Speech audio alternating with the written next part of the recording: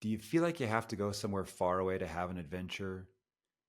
Sometimes a faraway adventure is just not in the cards, but sometimes the best adventure is right where you are right now.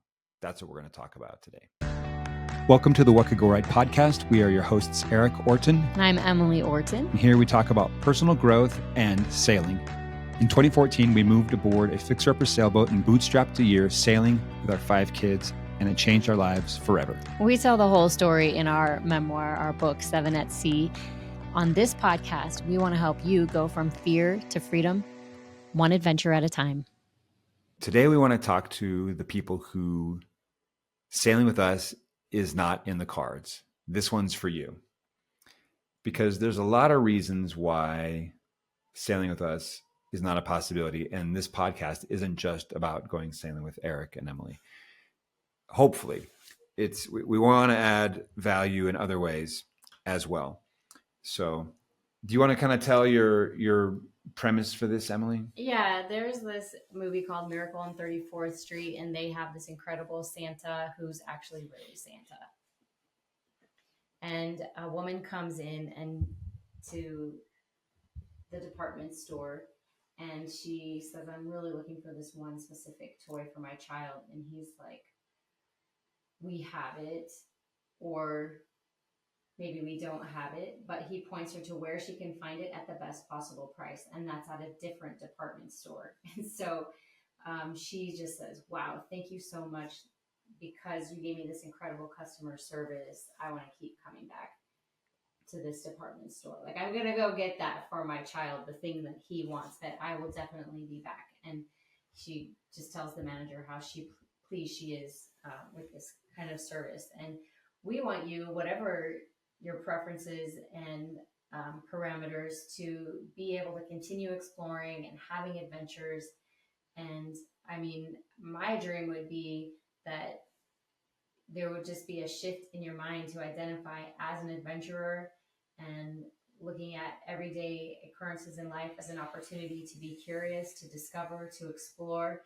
This is something you can do when you go down to your own dinner table. But I think today we're going to talk about making adventure where you are. So when I was a little girl, we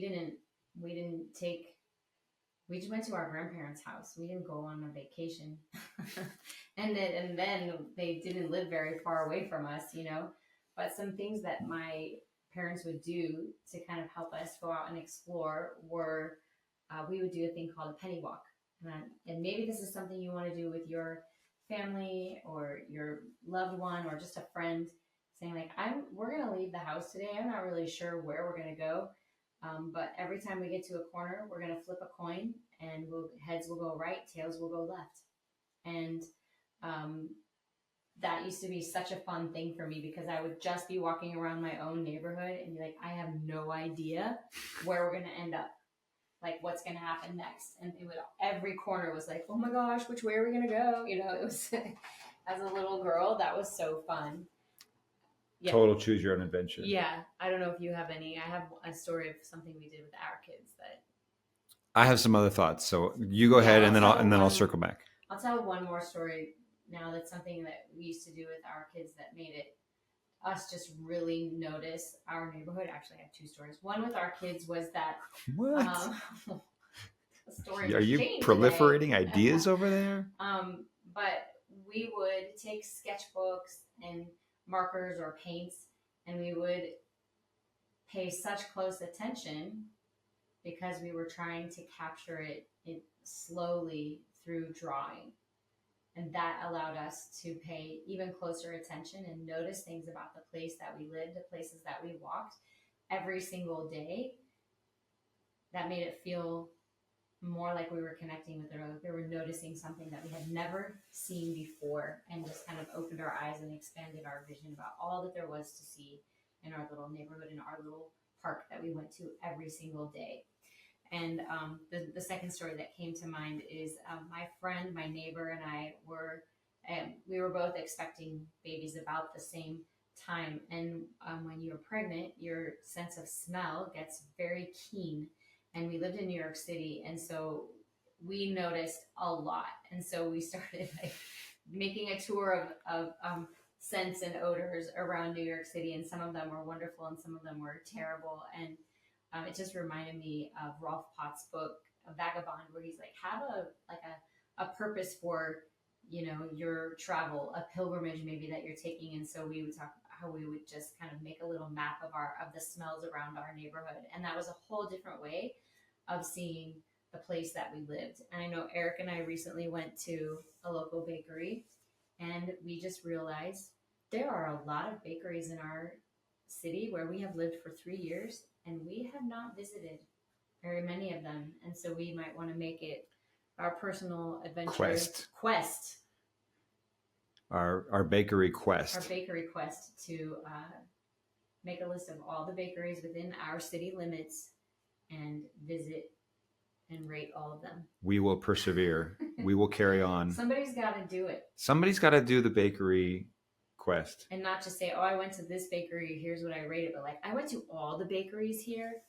So when you see that one that says like best bakery in town, that'll be because we've gone to all of them and we know. It'll be one and that we wrote by stated. hand and colored in and taped to their window. So anyway, okay. Those are some of my, like, there are places we haven't seen that I want to go to in this city where we live. And so I just have this idea of adventure in your own backyard. Sometimes it's called a staycation. Maybe we should have started with this, but I think I want to talk about some of the reasons why people can't go sailing with us. Because there are good reasons. There are good reasons why we are not a match for everybody. Like you don't want to. Like you don't want to. You're just like, I actually have zero interest. That's a great reason not to go sailing with us. Yeah. One is like, I am broke and up to my eyeballs in debt, and it's just a bad financial decision all the way around. Please don't come sailing with us. As much as we'd love to hang with you, there will be a better time later on. Yeah, this is not your only opportunity. So don't don't keep digging the debt hole to come sailing with us. Another might be you are taking care of somebody, and for whatever reason in this chapter of your life, this year or this season of summer or fall, whatever it is, it doesn't line up. We're trying to plan our trips further and further out so that people can plan and accommodate, whether it's, hey, I'm taking care of my mother who's in hospice, or my pet who's about to pass away, or I'm personally recovering from an injury or a surgery, or I have a physical limitation that would not allow me to be on a sailboat for a week. Or a traumatic experience. Or, I know for me, I don't always come on the trips because I am taking care of Lily. So we totally get that. It's not always the right time. So there are lots of good reasons to not go sailing with us. I just want to say that. I am going to push back on one thing that I just said. I'm going to push back on myself. Can I do that? Can I push back on you? We could both push back on me. Okay. So the other is, a lot of people say, I can't afford it. Yeah. And I get that. We don't want anyone to make bad financial decisions. But one book that I read 23 years ago, Robert Kiyosaki, Rich Dad, Poor Dad. One of the great questions is, how can I afford that? Yeah. So the pushback is so the pushback is to say, oh, I don't have the money, I can't afford it. Say, how can you afford it? I was on a call with a lady a couple weeks ago who literally got on and said, I can't afford your trip. And I'm recovering from, like, I'm going on disability, and I'm like, my income's going to drop. And I was like, and she's like, could you give me a scholarship? And as much as we want to be generous, and I think we are generous in many ways, I said, look, it's, this is our business. I said, if you came, it'd basically be like, we're just paying for your trip.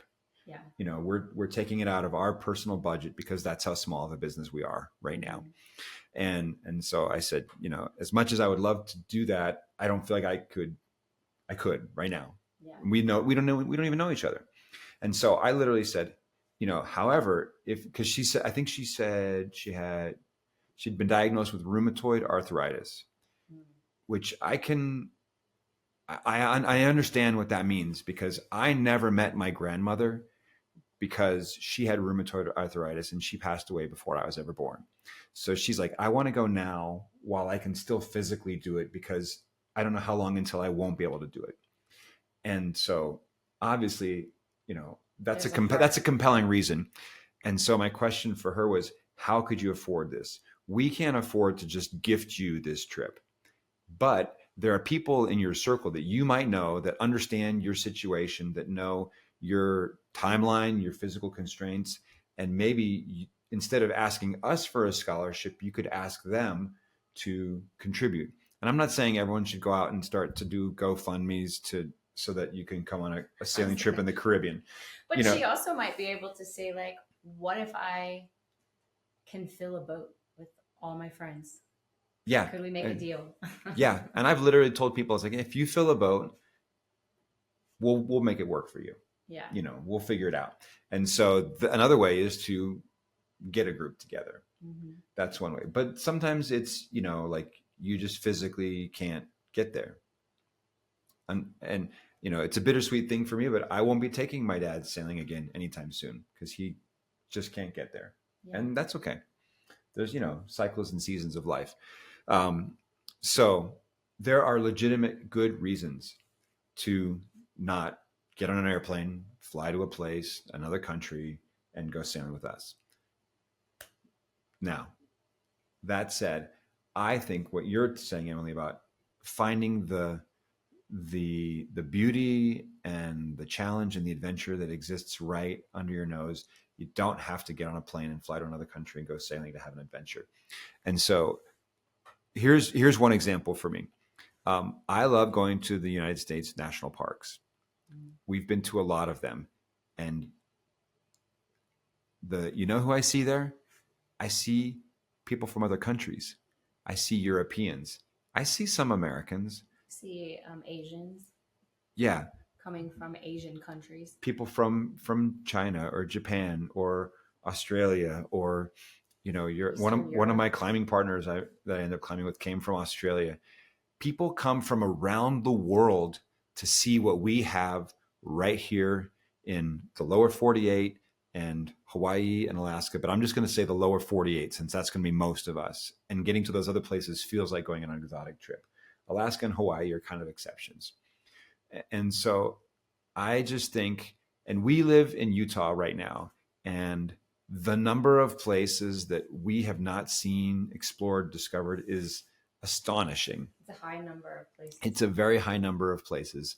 All the waterfalls, all the ski slopes, all the hikes, all of the salt flats and the reservoirs and all the kinds of activities to me museums is and bakeries. Yeah. It's astounding. Mm-hmm. And so even today, we dropped our daughter off at the airport and we're coming home. And I was like, I'm looking up some live music venues. And I was like, these places are within 1.5 miles of where I live. I was like, I've never driven past it.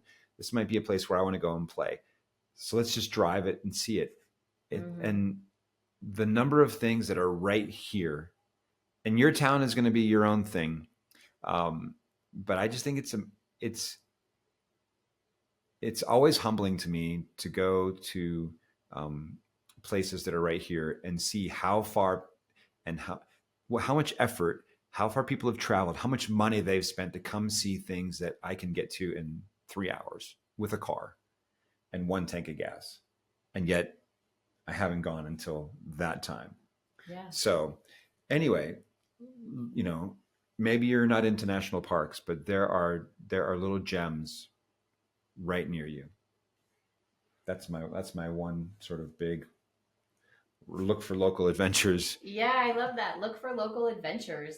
And if you just want to meet new people, like what if you met the locals where you live? I was walking down my block the other day and I was kind of thinking like, oh, we've been here 3 years. I know my neighbors. I know like neighbors to my left and some neighbors to my right and a little bit up from there and across the street. But I was like, I crossed 1 block and I'm like, I do not know my neighbors. And there are opportunities to do that. And some of the ways we've always liked to start, going to the library, going to the playgrounds. I do run into a lot of people at the grocery store. That's a thing for me. I don't know. I have like grocery store mojo. Emily's a little bit famous at the grocery store scene. I live very close to the grocery store, so I go there a lot. And I was like, I should know every person's name who works at my grocery store by now, and I don't. So it's definitely one of my things to do. Um, but yeah, I was just like, I don't even know one block down some of the neighbors that way. So there's room for me to know. But yeah, going when you go hear live music, then you meet other people who love live music. When you go to the bakeries, you meet other people who appreciate that stuff, right? Like Yeah. there around here, there are a lot of gardens. We haven't even been to all the free gardens yet, and those are ones you don't just go once; you go throughout the seasons. And there's a bird sanctuary. And anyway, it's so interesting because we'll travel halfway around the world and we'll go to the library there and be like, whoa, this is like the libraries they have in New Zealand, or here's the library in Hawaii, or here's the cemetery in the British Virgin Islands, or in St. Martin, or wherever we might be. And we're just like, this is so cool, going into their grocery stores, their libraries, their cemeteries, their playgrounds, and waterfronts. And yet I haven't necessarily gone to all those places around me yet. And there are people to meet and places to see in this great big beautiful world. I think I saw a reel recently that was like, if you want to get stressed out, like get on your phone and or scroll the news or whatever.